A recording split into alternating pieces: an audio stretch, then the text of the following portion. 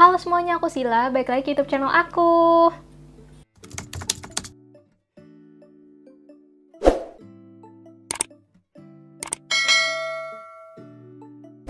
Oke guys, di video kali ini aku bakal bahas tentang rahasia badan langsing ala orang Korea dengan K-diet. Nah, sebelumnya mungkin kalian kalau denger kata diet gitu ya guys, kalian bakal mikir ke cara menurunkan berat badan, terus cara bikin kurus gitu. Padahal enggak ya guys, arti kata diet sebenarnya itu adalah pola makan. Jadi, mengatur makanan yang kita konsumsi.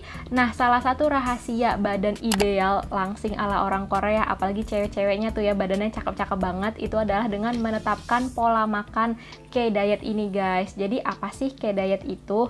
Nah, aku bakal bahas berdasarkan jurnal ini, tapi secara singkatnya aja ya aku rangkum gitu karena biar bahasannya tuh nggak ilmiah banget gitu loh. Nah, jadi K-diet ini itu adalah metode, teknologi, dan juga cara pengolahan makanan secara tradisional dengan bahan-bahan mentah yang berasal dari Korea. Jadi pada dasarnya K-diet ini tuh kultur ya guys, atau budaya makan ala orang Korea. Tapi apa sih yang ngebedain budaya makan orang Korea ini dengan negara-negara lain termasuk dari Indonesia? Kan pasti di setiap negara itu ada budaya makannya sendiri kan. Nah, berdasarkan dari jurnal ini ada 10 karakter dari K-diet. Yang pertama itu ada various recipes based on rice and grains. Jadi berbagai resep makanan berbahan beras dan juga biji-bijian. Nah, kalau karakter yang pertama ini hampir mirip sama budaya makan orang Indonesia ya guys. Jadi sumber energi utamanya itu beras atau nasi.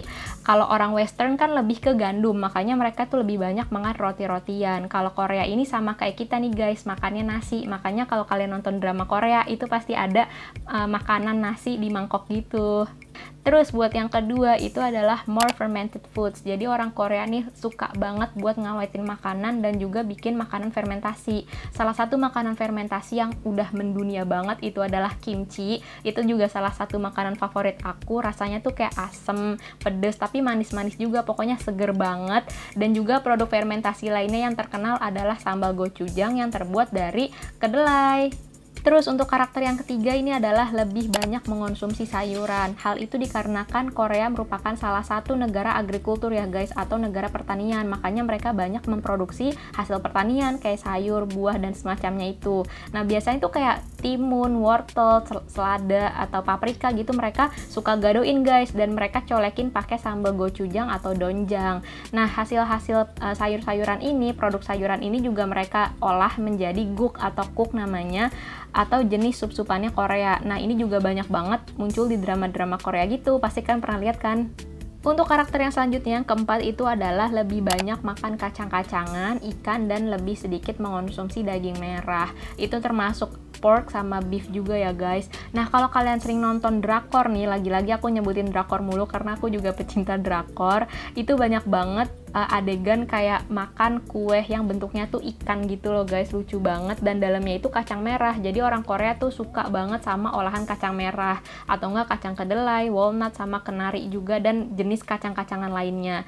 Nah, karena Korea juga negaranya diapit sama 3 lautan, makanya juga mereka banyak memproduksi hasil laut dan olahan seafood gitu-gitu. Tapi yang anehnya juga nih, aku juga masih bingung kenapa mereka itu lebih jarang makan daging merah. Padahal kalau kalian nonton drama Korea itu banyak banget adegan makan Korean barbecue gitu kan. Bahkan di Indonesia pun terkenal banget restoran Korean barbecue, tapi mungkin aja aslinya di sana entah restorannya jarang atau harganya mahal, makanya orang Korea jarang makan daging merah. Nah, untuk karakter yang kelima ini ada more medicinal herbs such as garlic. Jadi orang Korea tuh suka banget nyemilin, apa sih garlic tuh bahasa Indonesianya? Bawang putih. Jadi mereka tuh suka banget buat nyemilin bawang putih guys. Aku sih pribadi nggak suka ya, soalnya aku pernah coba itu bau, terus kayak aduh rasanya nggak enak banget. Tapi kalau orang Korea tuh suka banget guys. Emang sih bawang putih tuh banyak manfaatnya buat kesehatan juga. Nah, kalau kalian lagi-lagi nih aku nyebutinnya drakor, mohon maaf ya gara-gara aku kan belum pernah ke Korea. Kalau kalian nonton drakor itu saat adegan makan Korean barbecue itu pasti mereka nyemilin bawang putih tuh guys.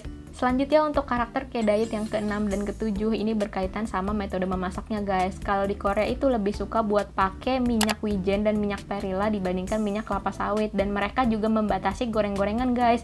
Jadi di Korea tuh lebih suka untuk mengolah makanan dengan direbus, diawetin atau difermentasi kayak yang di poin kedua tadi. Nah, beda banget ini sama orang Indonesia nggak sih? Kalau kita kan lebih suka goreng-gorengan ya, dan kalau kalian beli gorengan di abang-abang itu minyaknya udah sampai hitam banget. Bahkan gorengannya kalau kalian peras itu minyaknya udah seember sendiri nggak sih, dan itu tinggi lemak, makanya orang Indonesia lebih rentan buat terkena penyakit kolesterol gitu. Makanya hati-hati ya guys, kalau bisa kurangi goreng-gorengan dari sekarang. Terus untuk karakter yang ke-8, jadi mereka itu memproduksi makanan sesuai dengan musimnya. Nah, karena Korea ini negara 4 musim, jadi mereka tuh makanannya beragam banget guys, banyak jenisnya gitu. Dan mereka membuat makanan sesuai dengan bahan makanan yang cuman tumbuh di musim itu, jadi kayak limited edition gitu. Nah, contohnya ini ada kimchi. Jadi kimchi itu dibuat dari kubis yang berbeda-beda sesuai dengan yang tumbuh di musim itu. Nah, kalau khusus kimchi di musim dingin itu biasanya disimpan di bawah tanah pakai kayak guci-guci gitu buat ngejaga suhu fermentasinya. Nih contoh gambarnya kayak gini guys, unik banget ya di bawah tanah kayak gitu. Ciri khas K-diet yang ke-9 ini adalah beragam makanan lokal. Nah, jadi kayak di Indonesia juga, di setiap negara pasti ada makanan khas per daerahnya. Kayak misalkan di Jakarta itu ada gado-gado, di Padang itu ada rendang, dan semacamnya. Nah, di Korea juga sama guys, di setiap daerah itu ada makanan lokalnya masing-masing, tapi mereka tuh lebih kayak ke bagian-bagian gitu loh. Misalkan daerah yang di dekat pantai atau di dekat laut, itu makanan khasnya berupa seafood. Nah, kalau di daerah pegunungan, itu makanan khasnya namul atau kayak sayur-sayuran hijau gitu, kayak acar mungkin ya, aku juga kurang tahu. Dan kalau misalkan di dataran biasa, ini biasanya nasi, makanan lokalnya itu guys, kayak bibimbap nih salah satunya. Sumpah aduh jadi lapar, jadi kepengen, mana ini udah malam lagi. Nah, untuk karakter yang terakhir yang ke-10 nih adalah lebih banyak makan makanan rumah atau biasa disebut jibbap home cooked meal dibandingkan buat makan makanan junk food guys.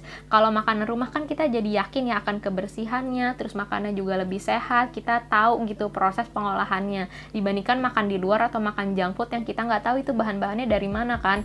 Meskipun kalau di Korea, dari drama-drama Korea juga banyak banget adegan makan Korean fried chicken gitu, itu kan termasuk junk food ya guys. Bahkan di Indonesia juga restoran Korean fried chicken terkenal banget, tapi mungkin aslinya mereka jarang makan-makan itu mungkin ya, karena kan aku nggak tahu kayak gimana. Nih salah satunya ada Oppa Lee Min Ho guys, makan Korean fried chicken enak banget. Untuk porsi makannya tuh kira-kira kayak gini guys, namanya Korean bapsang. Ada banchan atau lauk pauk, dan lauk pauknya tuh biasanya 1 atau 2 lauk. Terus ada bap atau nasi, terus namul yang tadi udah aku sempat sebutin, itu sayur-sayuran hijau. Terus ada kuk atau guk ya, yang sup-supan itu dari sayuran juga. Dan ada jang atau sausnya, salah satu contohnya tuh tadi gochujang atau saus doenjang. Nah, selain dari menerapkan pola diet dengan K-diet ini, rahasia langsing orang Korea juga adalah mereka jalan kaki setiap hari guys. Kalau kita kan udah kebiasaan kemana-mana pakai kendaraan pribadi gitu ya, udah mager banget buat jalan kaki. Kalau di Korea beda guys, mereka tuh lebih suka buat jalan kaki atau menggunakan transportasi umum. Nah, itu lumayan banget loh, kalian kalau jalan kaki sekitar 30-45 menit atau sampai 1 jam, itu bisa ngebakar sampai 300 kalori, makanya berat badan lebih mudah ke kontrol gitu guys.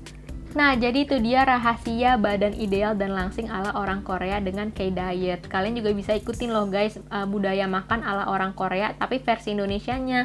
Asalkan kalian banyak makan sayur, banyak makan buah, makan kacang-kacangan, makan protein, dan juga hindari makan makanan yang digoreng.